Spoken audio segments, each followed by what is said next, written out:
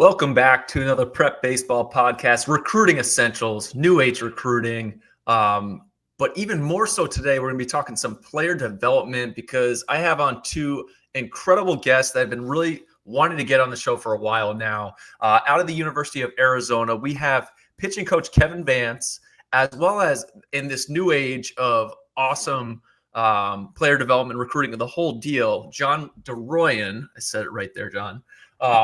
Two New England guys getting on the show. They're out in Tucson, probably enjoying the sun right now. But guys, welcome to the show. Thanks for having us, Shooter. Yeah, Appreciate having a Shooter. Coach Vance, the great Coach Vance, had an awesome career at UConn. You coached at URI. Actually, first at UConn for a little bit, but URI, BC. Now you're at Arizona. Tell me about that journey for you from going from a really good player to now turning to the coaching side and how that journey's been for you so far. It's been a lot of fun. I've learned a lot. Like you said, I've coached for under some really great coaches that have showed me the way. Rafael Serrato at URI was a great place to start and learn and fail and figure out how to coach and then going with Coach Gambino at BC and having some success there, having some fun, learning a lot of things. And now I'm out here. I think that's the biggest thing for me is I've been in some cool cultures, some good environments to grow as a coach and, learn how to get these guys better. So really fortunate to be here.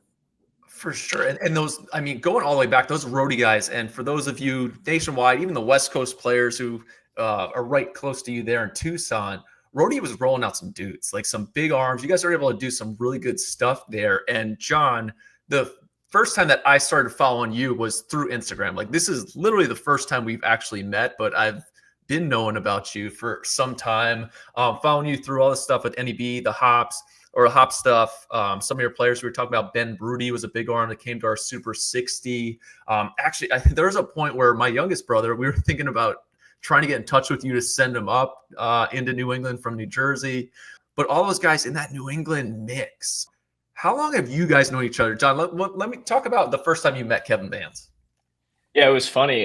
So I think it was back 2020, March of 2020. I was kind of doing some stuff in my front yard, just working with guys. And at that point at Hop, and I was blessed to be in a spot starting off at Hops where, we were doing a lot of stuff that a lot of facilities, especially in New England, weren't doing. Like we had Rapsodo when it first came out. So when I became immersed in this coaching world, I was fortunate to have a lot of like new age tech that places didn't have. So I kind of had a leg up in that sense and just like, immersing myself in where the game was going, especially in pitching development. So Kevin was at URI at the time and he had reached out to me and we started connecting and it was kind of a time where everyone was learning, so I think a lot of people connected. I connected with so many people that are good friends now in that period. So that's when Kevin and I first connected and we kind of formulated that relationship and, he recruited guys that I had at Hops.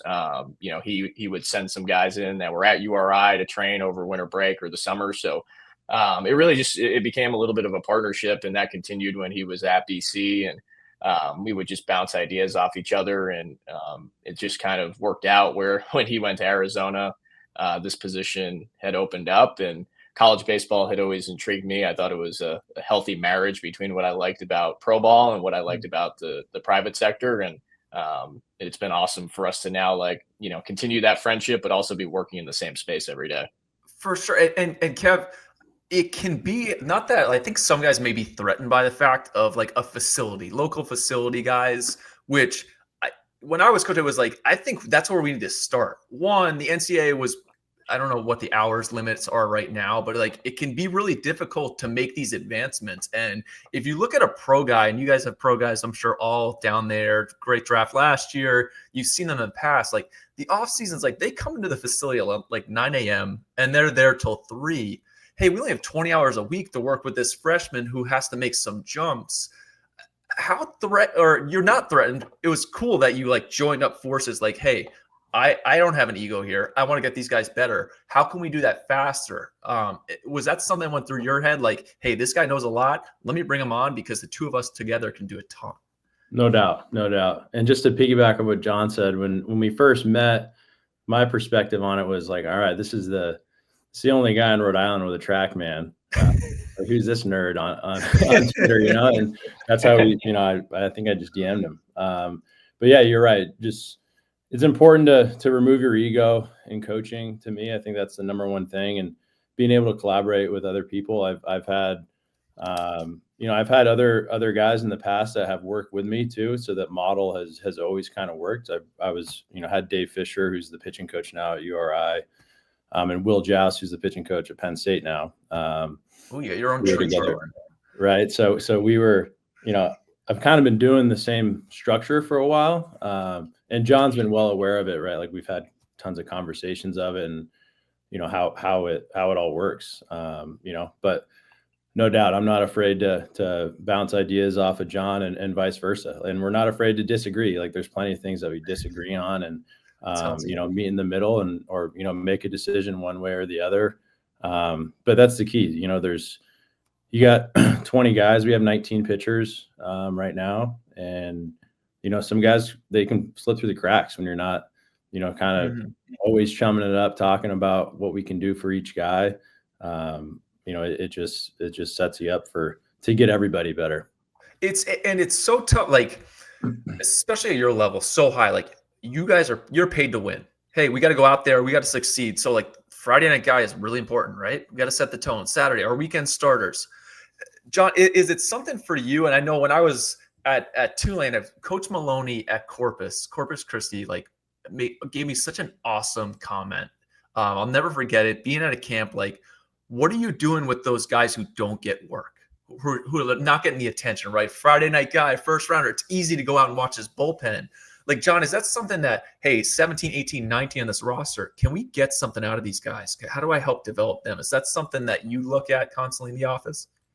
Yeah, I think that's kind of the beauty of our system and our structure is, I look at it through the lens of coming from the private sector, coming from professional baseball, right? Like when you have a guy come in, whether it was with me when I was at Hops and he's a freshman in high school, or, in professional baseball, and it's a guy that we just drafted, like you're thinking about the long-term developmental plan. Like, how am I going to get this guy to play Division I baseball if he's a high school kid, right? How are we going to get this guy to the big leagues? And I think it's the same thing here. Like, everyone's developmental timeline is a little bit different. So I think, that's where we're constantly evaluating, like, where's each individual at right now, right? When they show up here, what levers do we need to pull to ultimately make this guy impactful for our staff and like create value for himself long term, right? Because like we're always trying to balance winning and development, right? Like we want to win at a high level. The standard here is getting to Omaha, winning national championships, but also, getting guys ready for professional baseball. And every guy is going to be a little bit different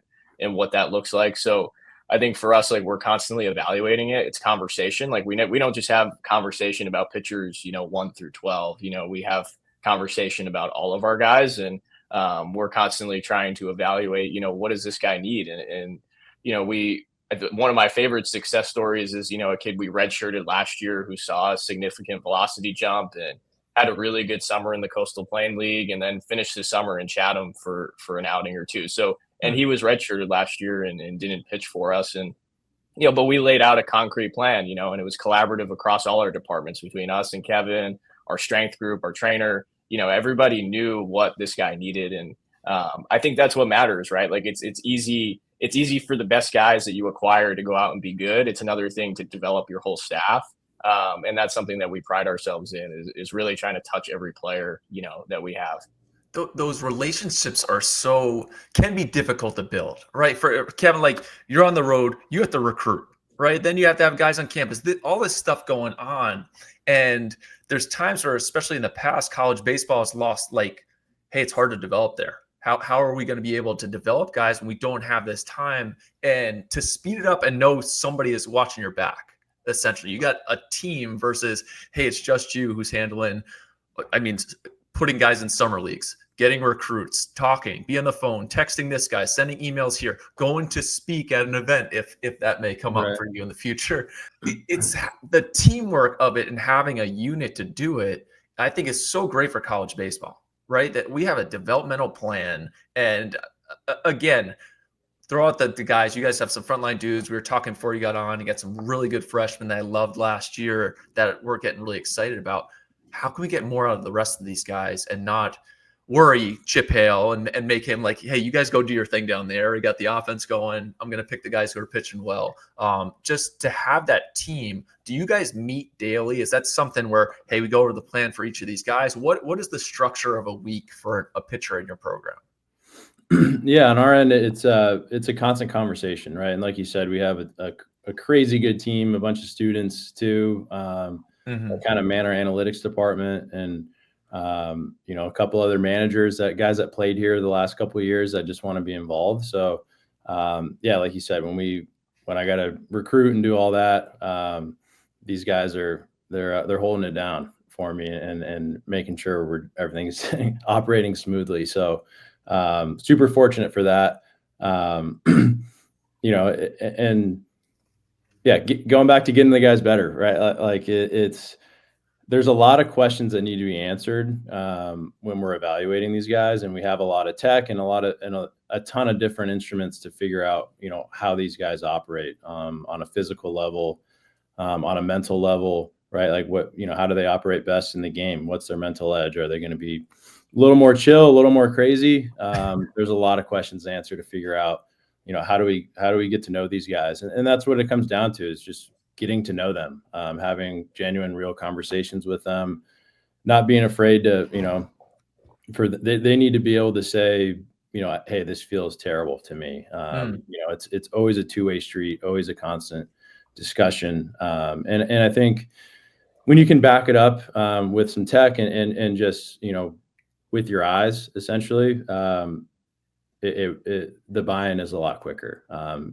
If it feels good to them, it's probably right. And so it's a back and forth, trying to figure out what works for each guy, and every guy is different in many different ways. So having all the resources around here to figure all that out, we can do that a lot faster and get to the end product quicker with all the tech and resources and minds that we have, get to the right version of each guy quicker. Well, you talk about all the tech, the data, put in all the work. You guys did a great job last year. The biggest, great numbers across the board, but your walks were all down. Now, I think actually Driveline had some good stuff at ABCA about command and some control stuff. But like, what are some things like bullpen wise? And John, for those of you who don't follow John on Instagram, it's always very fun to see some of the arms, some of the stuff you're putting out, the Edgertronic videos that I get to see. Yes, I've been watching those for years. But like, what are some of the things you do, whether it's with bullpens, the team around? Are there any new things that you're doing that you guys are really excited about with regards to player development? Yeah, I think you want to give us without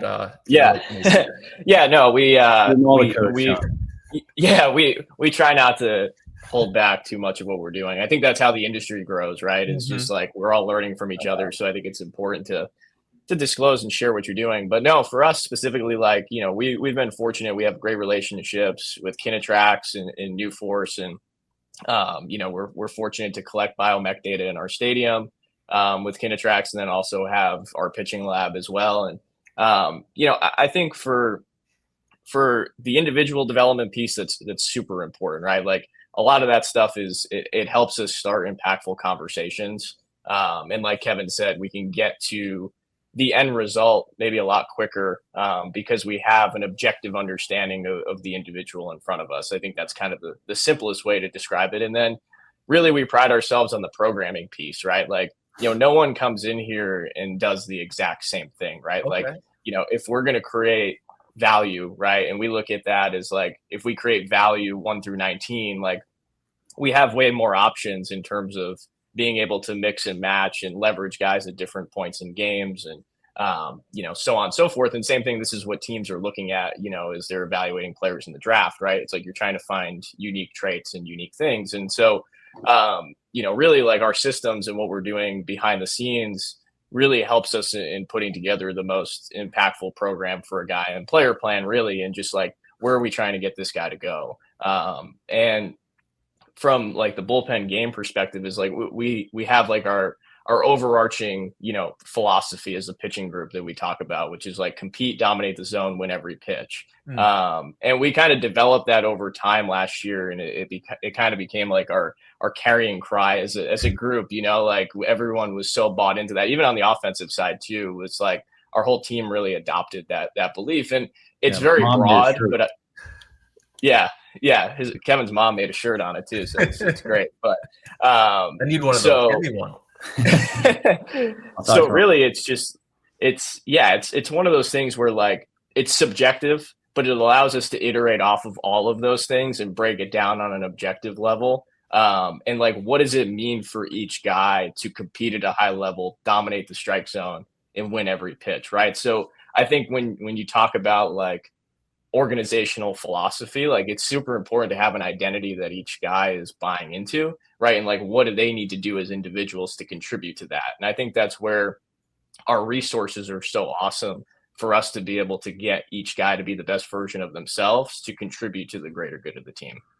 Kevin, how important, and you guys talk about all the great data sets, you have huge plans, sounds like not cookie cutter, right? You're bringing out low slot guys, high slot, you're finding out what makes them tick. Paralysis by analysis. Is that something that, not that you're worried about, but you think about, like, how do I get through to this kid? What does he need to be his best him? No doubt. And it comes back to simplifying it at the end of the day and making it practical. And you could say that for every aspect of what we're doing. Our physical assessments, you could get lost in that, right? Figuring out what their right pinky toe does, and being able to simplify it and finding the lowest hanging fruit within the tech. There's a lot of bad directions that you can go with more information. Yeah. So just trying to keep it simple, collaborating, and again, going back to talking to the player about it, because a lot of times their feedback is important. And so, yeah, you can get in trouble. But I think that's what we do best is kind of find that sweet spot of making it practical and simplifying it for the player.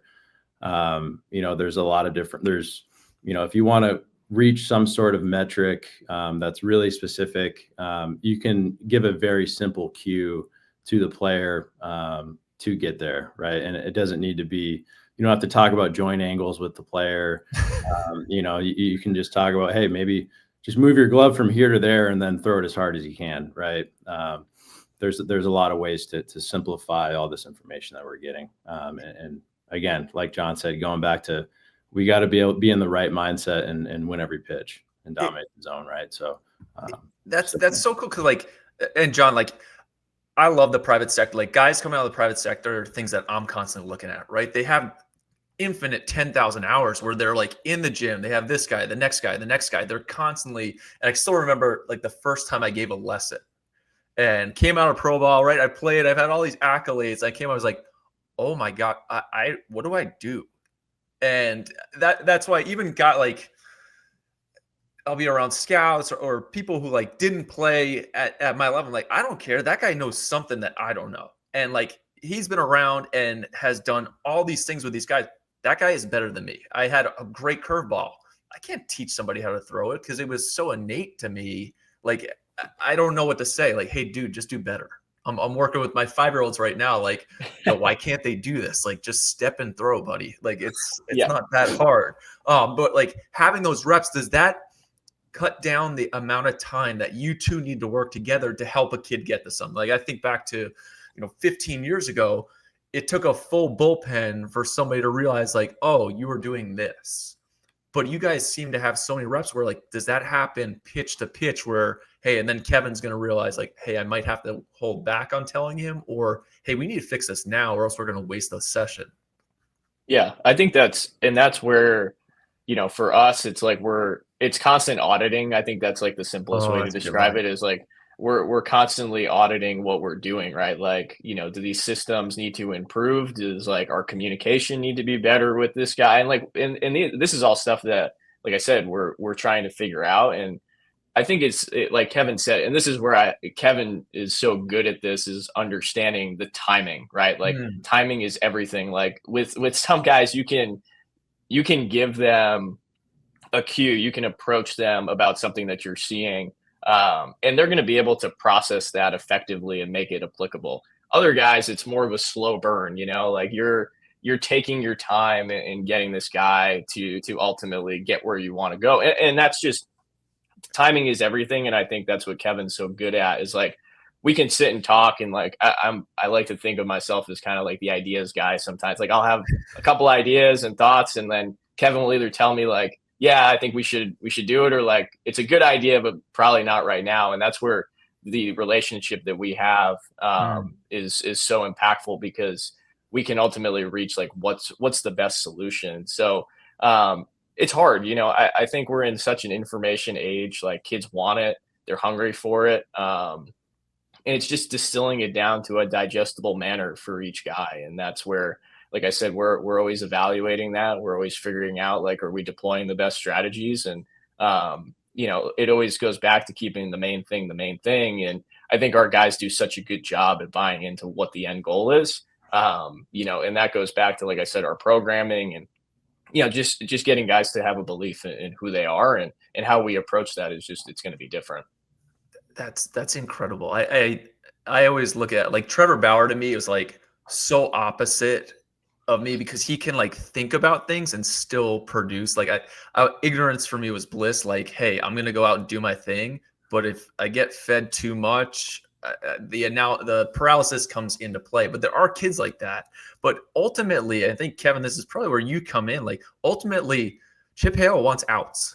Like, when you hop on that mound, and honestly, for every college coach, you better be throwing some strikes, because the last thing any college coach wants are guys being walked. Are there times where you find yourselves having to bite your tongue, like, hey, I can't say anything right now, like, we need to guide this guy, or this guy needs to be guided to his discovery? Like, we can't just tell him straight away. Do you have, I guess I was going to say bedside manner, but maybe bullpen side manner, where you have some good bullpen side manner? Yeah, I mean, everyone's at a different point in their development, right? Like, you could say the same thing for a lot of things. Like, strikes are obviously important, maybe the most important thing. But maybe you're working through something and they're eventually going to get there, and you got to get them to move better first, to kind of figure out who they are.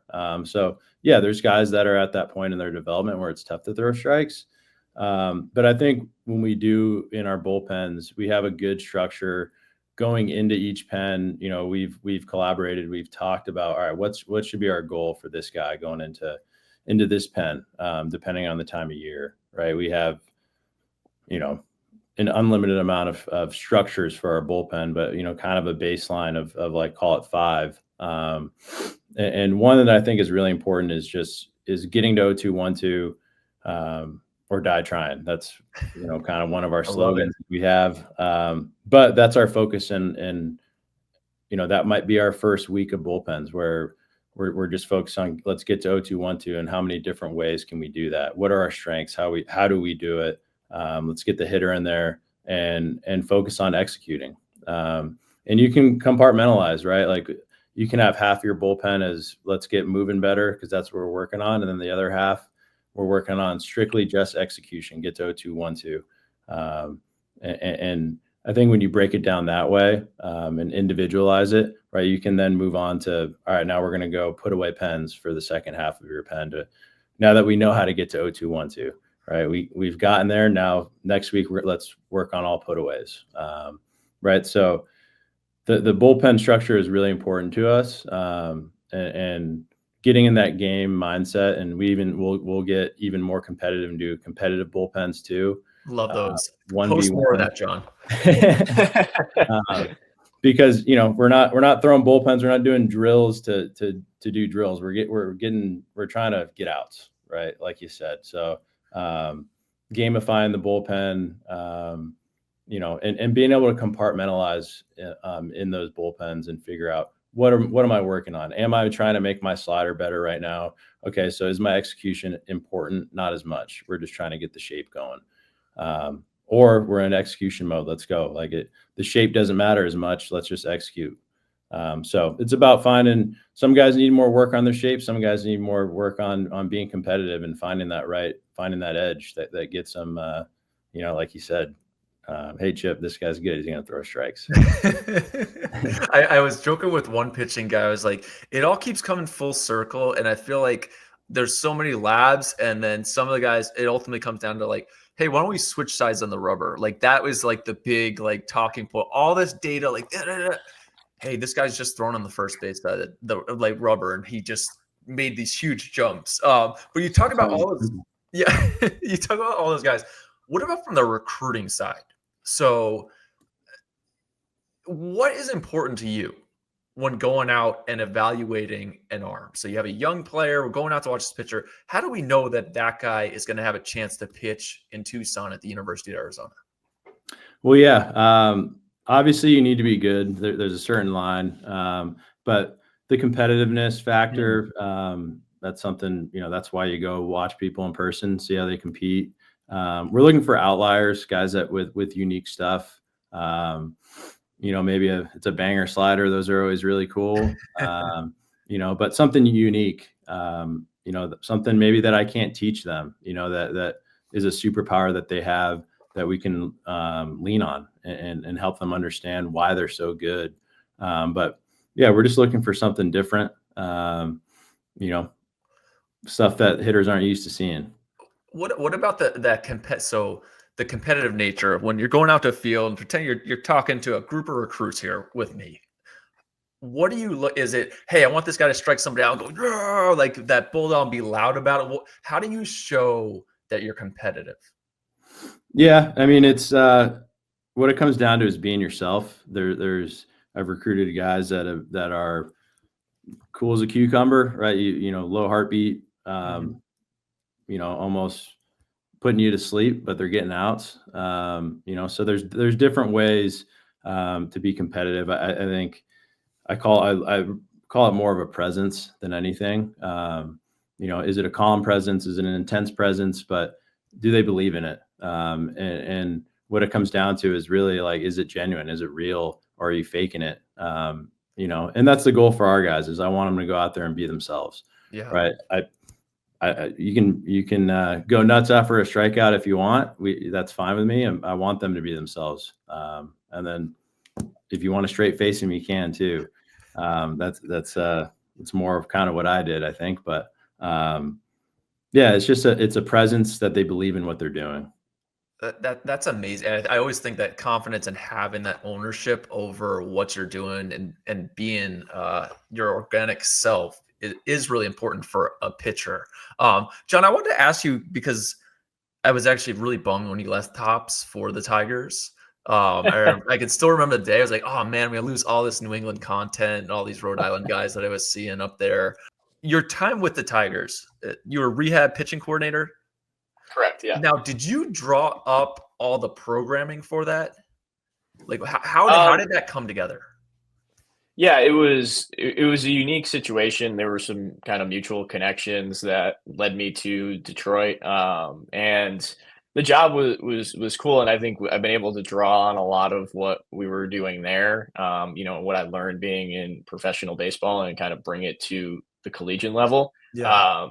So the rehab space was cool because you were able to be hands-on with guys. So it was a lot of similar work to what I was doing in the private sector, really just like, looking at the time, when I was with the Tigers, I had biomech data, I could actually objectively evaluate, how guys were moving and, when they're coming back in the rehab process, is there anything that we need to address? Like, where was their arsenal at prior injury? Like, are we looking to maybe add a shape? Are we looking to maybe, do some different things with this guy's arsenal? And it was just, highly collaborative across, multiple departments, whether it was sports science or S&C, athletic training, major league staff, minor league group, like so many different people involved. And the Tigers, gave me a lot of opportunity to just connect with a lot of different people and not just the rehab space, but also kind of be working with our pitching group as a whole.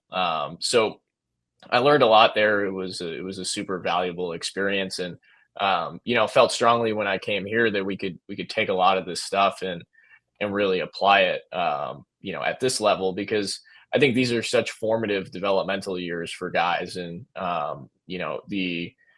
like I said, ultimately we're trying to win, but we're trying to create, professional value. And I think there's there's a lot of stones sometimes at the college level. I saw it, when I was in the private sector, kids come back from different places. There's just so many different schools of thought. And, sometimes I felt like there were a lot of stones, that were still kind of left to be unturned. And, for us, it's like, we're trying to flip over all those stones here. And we want this to be a place where guys feel like they're getting the best possible information and coaching. And I think we're building that, and we talk about it like a culture of development. Like, that's kind of what, we talk about. And when I was in Detroit, Scott Harris, our president, preached that. And I thought it was such like a simple, but like perfect way to encompass really what player development is about. And it starts with the culture that you create, and like, the systems and tech you have is important in that, but like, ultimately, it's getting each guy to be the best version of themselves. And I think we've seen this culture kind of grow, and it's been through, systems and infrastructure and getting people involved. And, it's cool to have people that want to come work with us, like guys who played for us. One guy on our staff had just kind of heard about what we were doing, seen stuff, was friends with guys that played here, wanted his first job to really be working with us. So to just see that happen is cool. And, I think like all those experiences prior, both in Detroit in the private sector, have helped us, as Kevin and I have come together, really just take this and keep growing it. Yeah, you have like a full pitching ninja unit over there, Kev. I was looking like you got a strategist here. That we got a whole data cell just churning out stuff for you. Yes, sir. Surround yourself with people that are smarter than you. It's I'm always fascinated because I'm like, okay, always be learning, be the dumbest guy in the room, just so you can get as much stuff as you can. The program, like a little bit more, because you're just coming off of winter break, right? Are the guys back on campus yet? Probably the next week. They're trickling in now.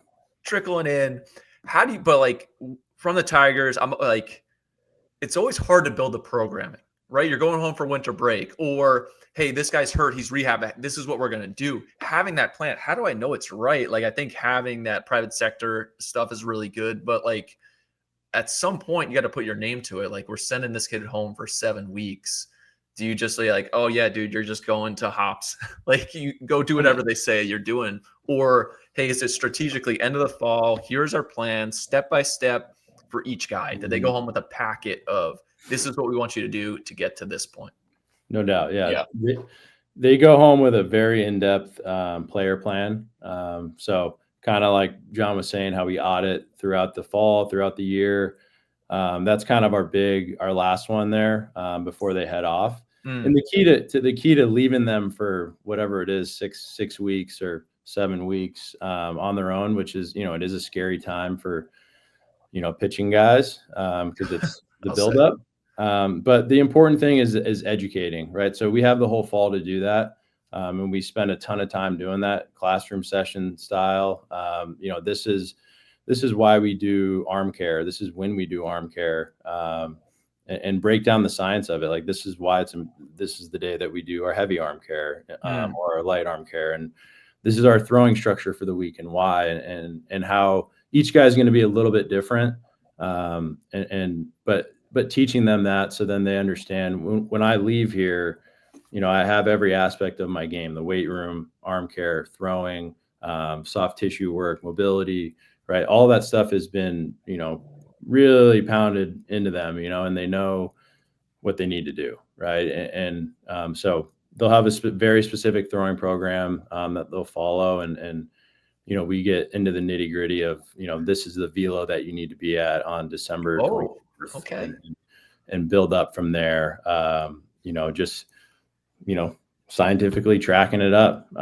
So, and they collaborate, like they'll send video and, so in the 21st century, it's not as bad as it used to be. But they know the information, right? And I think that's key. Like, I want to create a bunch of mini pitching coaches. I want to have 20 of them, so they understand what they need to do. And that's the key. So, and then when they go off to other facilities like hops, or, anywhere, we want to collaborate, right? There's 2 ways to go about that. You can be the pitching coach that's like, oh, don't mess around with my guys. I'm fine with guys going to see other people. And, there's something behind that, like you worked with someone for a long time. That's cool. Let's collaborate as opposed to me just saying, don't listen to that guy. It's, let me talk to him, let's talk, let's have a conversation and make sure, so-and-so pitching coach knows where your development has gone in the last couple months with us. And, because I get it. Everyone wants to get someone better, but the key is to collaborate with as much as you can. I don't think everybody in the mainstream parents are quite aware of how much stress and concern there can be sending their players back home for winter break, and the John DeRouins of the world trying to put their stamp on them and completely change everything that's been done. So it's cool that you guys work hand in hand. I always thought, like, when freshmen came on, the first thing, find out who this guy trusts, right? Who is he going to? Where is his trust? Because if I step in as the pitching coach and try to change something right away, that could lose the kid forever. Right. But the Christmas break, this guy came back with a new swing. I'm sure Tripp Couch, who's one of my favorites, and Chip over there have dealt with that in the past at some point, just as you guys have. I'm sure, John, you've had some pitching coaches that you've dealt with in the past where a guy comes in, you're like, what in the world did you just do for the last 4 months? So it works both ways. Yeah. That's awesome. Guys, I want to wrap up with kind of an interesting question, because you're so advanced within the space. You've done such a great job. I'm really looking forward to the season coming up. Any new things that you see on the horizon, pitching, within baseball, recruiting, whatever it may be, that you anticipate coming on the way, or things that you'd like to see? On the hot seat with that question. Yeah. It's interesting. Like, I think when you look at the professional side, for us, it's like when we look at scouting and game planning, right? Like, I know we've talked a lot about development, but I think like scouting and game planning is so important. And I think it's cool. Like, Kevin and I have a unique system of where, Kevin kind of scouts the opposing team, and like I scout our team, and make sure that like our pitchers we're hitting our correct usages, like looking at batted ball information, like, where's our stuff at? How's it performing? And like, how's that going to contribute to how we're using guys on a weekend, or, whatever it may be. So I think like we have a cool system in like our game prep. And I think on the major league side, like you're seeing a lot of stuff come out with like swing path data. And I don't know if it'll trickle down to the collegiate level just due to systems, but I do think that that's like, that's kind of a thing that you're probably going to see start to impact game planning. I think biomech data has started to showcase some different deception stuff. Like, I think that there's some interesting stuff maybe there. Like, I know some teams have gone down that rabbit hole. So I think you can look at different things. And I think maybe it's not necessarily something that's like going to reinvent the wheel per se, but I think there's different ways to find out what makes guys unique and like what can contribute to success on the field. So I think there's going to be some nuanced stuff that probably continues to show up, where we can just, again, I think this ties into recruiting and development and game planning and trying to win, like all of these things of like, how can we find guys that are going to be really successful in getting outs? How can we continue to develop that? Like, all of these different things that kind of go into it. So I think that there's some stuff that you're starting to see at the professional level, that may assist in being able to do all of that. Awesome. Kev, you got anything? Yeah. No, I think the future of baseball and development is furthering the understanding of how guys are different. So there's always the weird guy, the guy that throws weird or swings weird or runs weird, that no one really has figured out. And I think we'll start to figure those guys out. Whether it's figuring out their structure, their motrocity, there's a lot of different ways to like look at guys. I think there's some really fun things coming in terms of understanding the player, on different levels. And I think the important thing is when the new stuff starts to come out, which we'll always be on the cutting edge and trying to learn, not losing sight of the bread and butter, of what, simplifying it, like we said earlier, simplifying everything that as it comes up, and making it digestible as it comes up for the player is the key.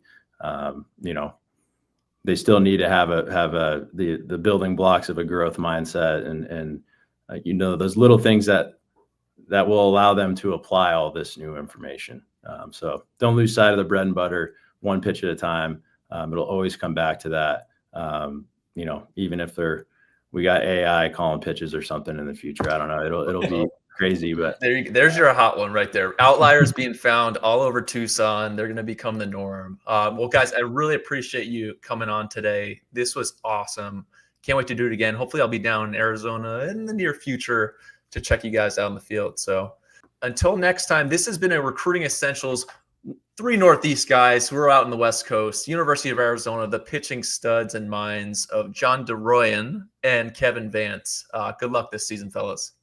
Thank you. Appreciate it. Thank you, Shooter. Appreciate it. See you next time.